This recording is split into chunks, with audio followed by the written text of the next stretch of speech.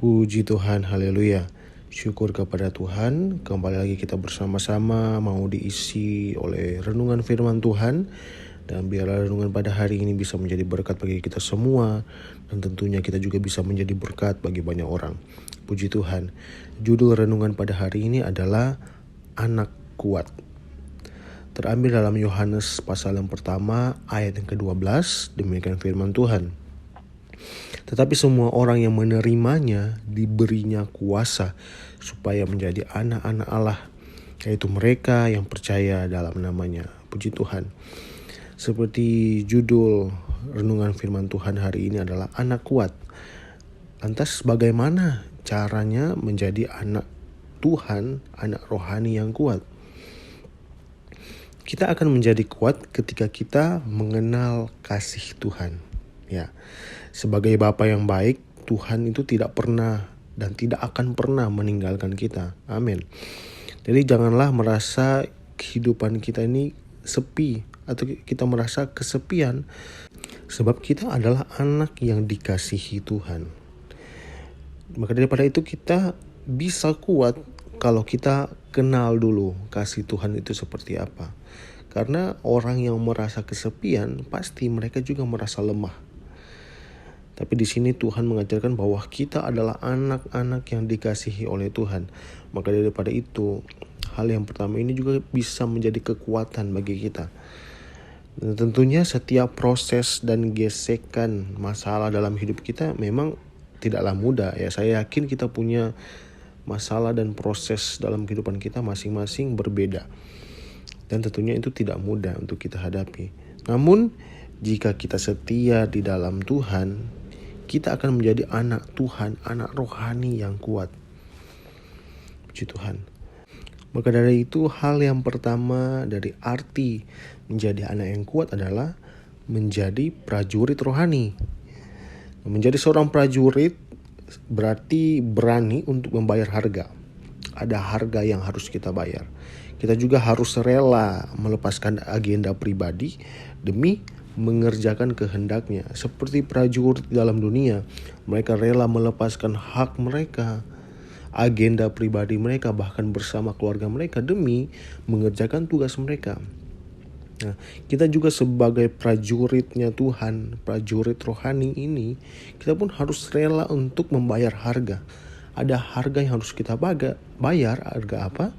Agar kita bisa menjadi orang-orang yang kuat di dalam Tuhan.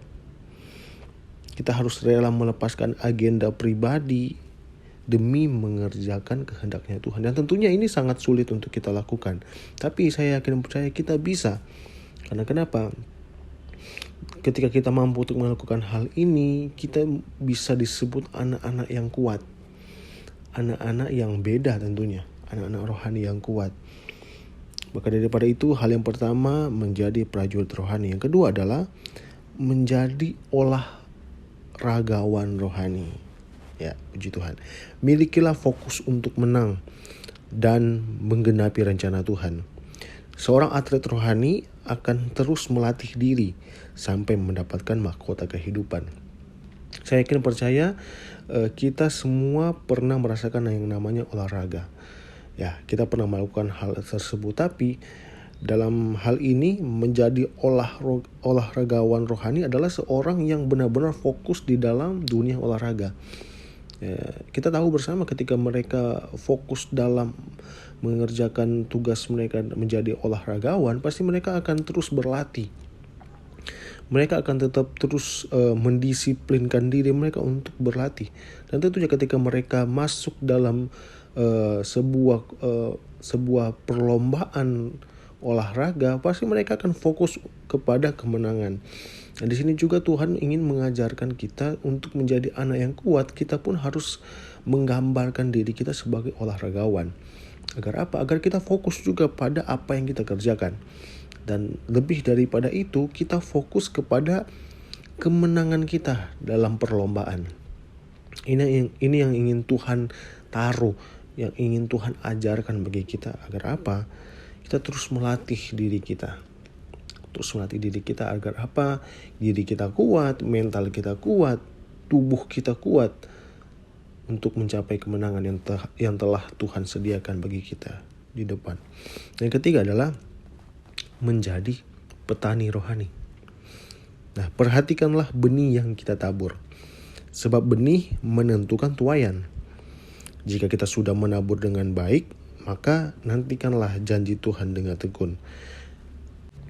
Dan artian yang ketiga yang menggambarkan kita sebagai anak-anak yang kuat untuk kita memposisikan diri kita adalah menjadi petani rohani.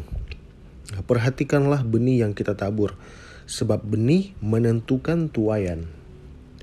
Jika kita sudah menabur dengan baik, maka nantikanlah janji Tuhan dengan tekun. Saya yakin percaya kita sebagai orang-orang yang setia di dalam Tuhan, sudah terlalu banyak benih yang kita terima dari hamba-hamba Tuhan, dari pendeta, dari gembala kita, menerima yang namanya benih firman Tuhan. Dan saya akan percaya benih ini bersifat supranatural yang akan bertumbuh di dalam tanah hati kita. Maka daripada itu kita harus menjadi petani. Kenapa? Karena seorang petani itu mahir dalam urusan benih, urusan pertumbuhan sebuah tanaman, sebuah tumbuhan, bahkan hal apapun itu. Saya akan percaya benih yang ditaruh dalam tanah hati kita bisa bertumbuh ketika kita mampu untuk merawatnya. Maka daripada itu, setiap benih yang ditaburkan itu merupakan seperti saya katakan tadi, merupakan hal yang supranatural, benih yang supranatural. Karena apa? Karena di dalam benih itu ada kuasa dan mujizat. Maka daripada itu, ketika kita sudah menabur benih itu di tanah hati kita yang paling terbaik, maka daripada itu kita tinggal menantikan janji Tuhan yang Tuhan akan sediakan bagi kita.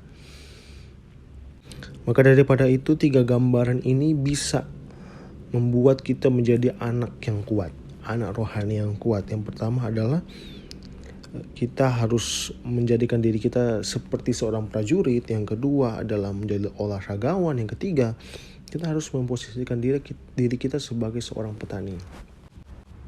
Puji Tuhan. Maka daripada itu, nantikanlah janji Tuhan yang telah tersedia bagi kita ketika kita mampu untuk melakukan semua hal itu, menjadi anak-anak yang kuat.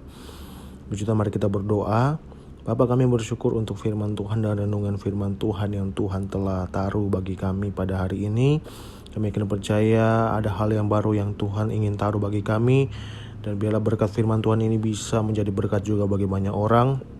Dan tentunya nama Tuhan dipuji, nama Tuhan dipermuliakan. Kami akhiri firman Tuhan pada hari ini dalam nama Yesus. Haleluya. Amin.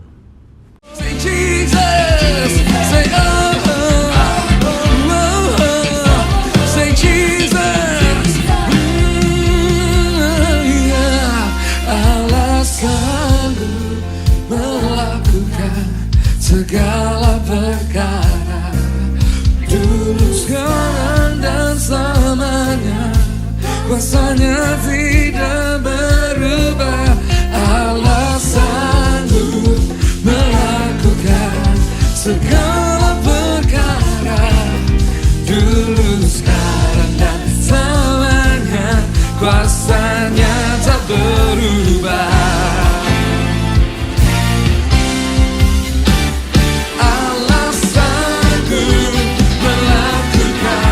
Segala perkara dulu, sekarang dan selamanya,